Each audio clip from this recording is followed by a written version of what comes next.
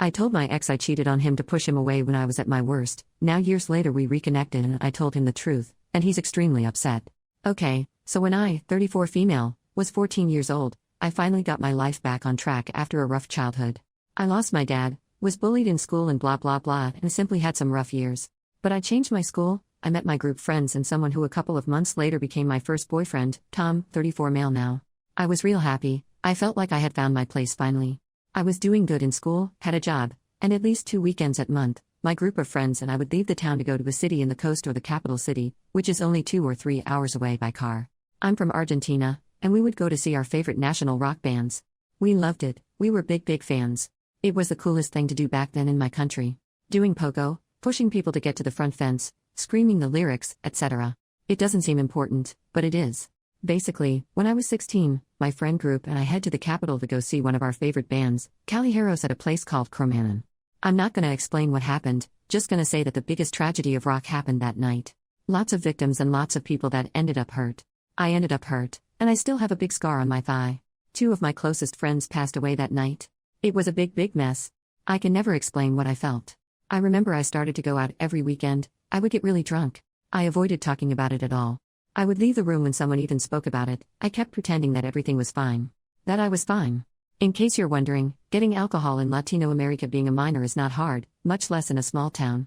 Plus, I'm from a town where, for some reason, we also go out on Thursdays, and in Latino America, we usually leave clubs and parties around 6 in the morning. On Fridays, I would show up drunk at school, but that was common, so no one realized. Tom was there, supporting me through everything. Working hard to get a smile out of me every day, trying to get me to open up, but not pushing me too much either, hugging me when I needed to. And well, our relationship grew stronger despite me going into a darker hole. When we graduated, we moved to the same city to keep studying, and I decided that it was time for me to cut the bull crap. I got a part-time job and worked hard to get the best grades, got new friends, stopped partying so much. I thought I was fine, or at least I wanted to convince myself that I was, but with time, I realized that I wasn't. We were like 20, and I remember I started to drink again. I hated myself, I felt miserable, I had nightmares of that night, and I felt even worse because I thought I was being like ungrateful. I survived, at least, in my mind, feeling like this was pathetic. Mental health, well, we didn't speak much about it then. It was a taboo to go to therapy. During this time, I started to treat Tom bad. I was mistreating. No, I never hit him or anything like that, but I would often yell at him or call him names when he was just trying to help. I kept pushing him away. I realized he deserved better than me. Tom was always an angel, of course he did. It did not make sense to me why he was still supporting me. When he found me passed out after so much drinking on the floor, he would take me to the bathroom, bathe me, dress me and put me on bed, cook for me, clean my apartment. It only made me felt worse. I had a great man, and I was treating him like crap. He simply deserved better than me. I tried to tell him that we needed to break up, but he refused. Tom refused and told me he would stick next to me no matter what. But I only got worse, and I felt like I was going to drag him down with me, and I couldn't stand the idea of seeing him with me. So after thinking it, I made a choice. I did the only thing I knew he wouldn't forgive. Well, I told him I did it. I told him I cheated on him with a guy from my work, a friend he was jealous of. He was upset, confused, angry, sad and felt betrayed, of course. It was heartbreaking to see him like that, but I knew it was necessary. He was much better without me. I was just a dead weight back then. Anyway, he left. I simply did not see him again afterwards. I didn't call him either, didn't search for him even though I wanted to. After I graduated, I got a full-time job, and I got tired of feeling miserable. My mom got me in contact with some other survivors. I'm going to clarify, many survivors had taken their lives or tried to. Most of us ended up with serious mental health issues, as you can see, and they ended up convincing me to start therapy. I stopped drinking for good, and well, it was all really hard. Finally stop avoiding reality and facing my problems, accepting that I needed help. The process of opening up was hard, but worth it. Countless are the nights where I just stared at the phone, wondering if I should call Tom or not. I wanted to call him, tell him I had lied, apologize for everything and thank him for everything he did for me. I have to say, Tom did call to check up a few times, but I always decided not to pick up. I heard a lot of voicemails of him while he was drunk, asking how I could do that to him, but he would still say that he loved me and he asked me how I was. I forced myself to never answer. With time, his calls stopped, I got better and started to go back to my old self slowly. I started dating again, started to have more fun and eventually got married and had a daughter. Life got better for me, but all that goes up, goes down, and my husband ended up cheating on me. Karma's a beach, I know. I divorced him, and I was able to buy my own house and got primary custody of our daughter. My daughter has been the light of my eyes and, even with everything that happened lately, for her, I would never let myself fall into that depression again. I was and still am happier than ever. Anyway, I got in contact again with Tom like 5 months ago. He found me on Instagram and just sent me a DM, and we started to chat, to catch up about life. He also had a kid, a 5-year-old son, but he's not with his mother. It was a product of a one-night thing, and they have a good co-parenting relationship. He has him for 2 weeks out of the month. The thing is, we started to meet up again. Just as friends at first, but then we started to hook up. We would go on dates, but we never talked about the cheating. But finally, I confessed that my feelings for him were back. Tomas told me he was feeling the same, but he wasn't sure about starting anything again with someone who had cheated. That's when I chose to finally open up about what happened in the past, about how I was feeling and how I didn't want to drag him down with me, so that's why I chose to lie about cheating on him. Tom was shocked. He got upset and I remember how he left. He called me later and told me I shouldn't have lied to him about something like cheating, that I should have just told him that I didn't want to be with him anymore. I explained again my side, and told him I'd rather him to think real bad of me, to be real sad for a while but eventually move on, than to drag him with me to my dark hole. He just told me that he was an adult that could make his own choices, and that he just wanted to be there for me.